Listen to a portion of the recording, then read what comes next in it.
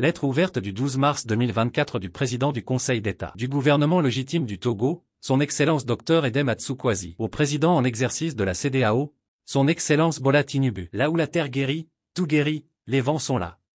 Excellence Monsieur le Président.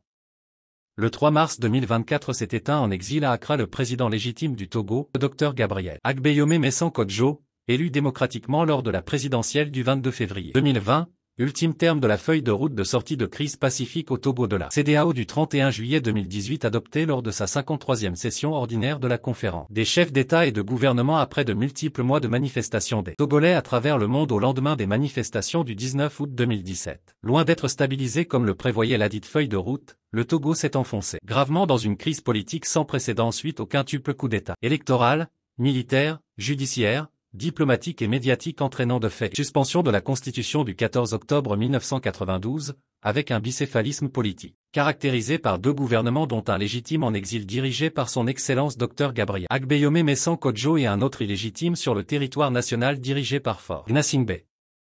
C'est dans ce contexte que le 24 mars 2022, la Cour de justice de la CEDEAO rendait l'arrêt OECW-CCJ-JUD-11-2022 condamnant triplement le Togo et subséquemment Faure Gnassingbé qui a tenté de suborner le président démocratiquement élu après son énième coup de force qui a bousculé le code électoral, l'agenda de la Commission électorale nationale indépendante, CENI, et violé la sacralité des votes des populations togolaises. Le viol de ladite décision de la Cour communautaire a contribué à la poursuite de l'exil, jusqu'au décès le 4 janvier 2024 dans le comté de Stockholm en Suède du patriarche de la nation et père de l'alternance, son excellent Monseigneur Philippe Fanokuk Podzro, même que celui il y a 10 jours du président légitime du Togo, son Excellence Dr Gabriel Agbeyome. Faut-il rappeler que les 10 décès surviennent dans un contexte où la France exerce des pressions sur la dynamique Monseigneur Podzro, DMK, pour le retrait de la plainte pénale par devant le tribunal de première instance de Nanterre pour faux, usage de faux.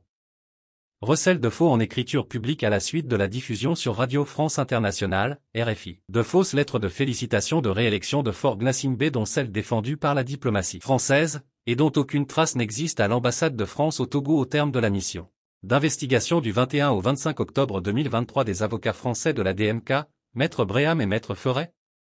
Au-delà de la dite pression, la France a tenté de suborner le coordinateur général de la DMK, M. Po Misiak-Beto, afin qu'il puisse participer à la légitimation désespérée du pouvoir illégitime de Faure Gnassingbé par sa participation aux élections législatives et régionales du 20 avril 2024 organisées à pas de charge dans un contexte de vide institutionnel au terme de la fin de la législature actuelle depuis le 0 janvier 2024 par des institutions illégitimes et illégales, Commission électorale nationale indépendante, CENI, Cour constitutionnelle, Assemblée nationale, Haute autorité de l'audiovisuel et de la communication, tout ceci en violation des dispositions du protocole ASP 1/12/01 de la CEDEAO sur la démocratie et la bonne gouvernance additionnelle au protocole relatif aux mécanismes de prévention, de gestion, de règlement des conflits, de maintien de la paix et de la sécurité. Preuve de plus de la violation par la France de la souveraineté du Togo. Contrairement aux dispositions du point 45 du chapitre, au titre du développement, de la souveraineté et de l'unité de l'Afrique, du communiqué final du sommet extraordinaire de la CEDEAO du 24 février 2024.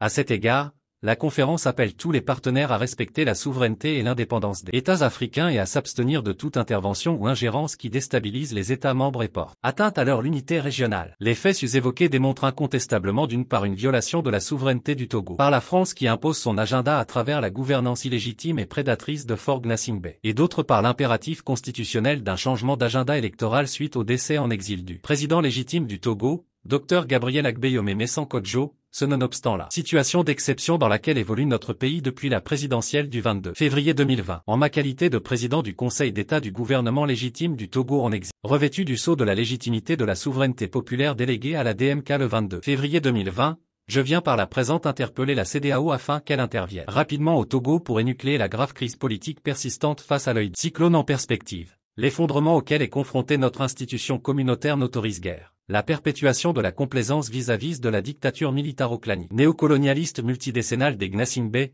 le véritable cancer qui infecte notre sous-région et la déstabilise de par le rôle de plaque tournante internationale de tous les trafics que joue le Togo. Jusqu'à quand le Togo, État pilote et laboratoire de la France-Afrique dans toutes ses atteintes à l'Afrique et au monde, se verra tolérer toutes les entorses aux bréviaires de la démocratie et de la bonne gouvernance de la CEDEAO et de l'Union africaine, là, sans Aucune condamnation et intervention urgente ici et maintenant dans le contexte de deuil national des dites institutions. Il est temps que la CEDEAO, l'EA de même que l'ONU prennent leurs responsabilités face à la légitimité conférée à la DMK et subséquemment au gouvernement légitime du Togo. Depuis le 22 février 2020, le Conseil d'État du gouvernement légitime du Togo en exil demande à la CEDEAO de réparer les préjudices causés au souverain peuple togolais par le non-respect de sa feuille de route de sortie de crise pacifique au Togo du 31 juillet 2018 en suspendant le processus électoral en cours, et en prenant les dispositions idoines afin d'aider à l'organisation d'une transition inclusive sans Faure Gnassingbé coupable de crimes imprescriptibles depuis 2005 de même de crimes de sang et d'atteinte à la souveraineté économique du Togo dans le cadre du procès Bolloré par devant le parquet national financier, PNF, de Paris en France. Le rétablissement de la légitimité et de la légalité au Togo constitue l'épreuve de bonne foi à fort impact sur l'avenir de la CEDEAO au lendemain du sommet extraordinaire d'Abuja du 24 février 2024. Dans cette perspective, le Conseil d'État demande le soutien, l'intervention et la protection de la CEDEAO subsidiairement de l'EA et de l'ONU pour l'organisation consensuelle à bonne date d'une nouvelle élection présidentielle sous supervision internationale en tenant compte de la situation d'exception avec la suspension de la constitution togolaise. Face au poids de la dystopie déshumanisante du souverain peuple togolais, je ne doute point que les décès en exil du patriarche de la nation et père de l'alternance, son Excellence Monseigneur Philippe Fanokok-Podzro, et de son Excellence Dr Gabriel Agbeyome Messan Kodjo, président démocratiquement élu, père de la souveraineté intégrale du Togo, sitôt, par décret No 0004/PR/2024 du 8 mars 2024, convoqueront l'éthique afin que la CEDEAO puisse enfin faire la preuve devant l'Afrique et ses îles de même que l'humanité tout entière de sa réelle volonté à défendre la souveraineté des peuples. Assuré de votre souci de la stabilité de notre espace communautaire et de la cause de nos populations, je vous prie d'agréer, Excellence Monsieur le Président, mes lumineuses pensées et l'expression de ma plus haute considération. Dr Edematsu.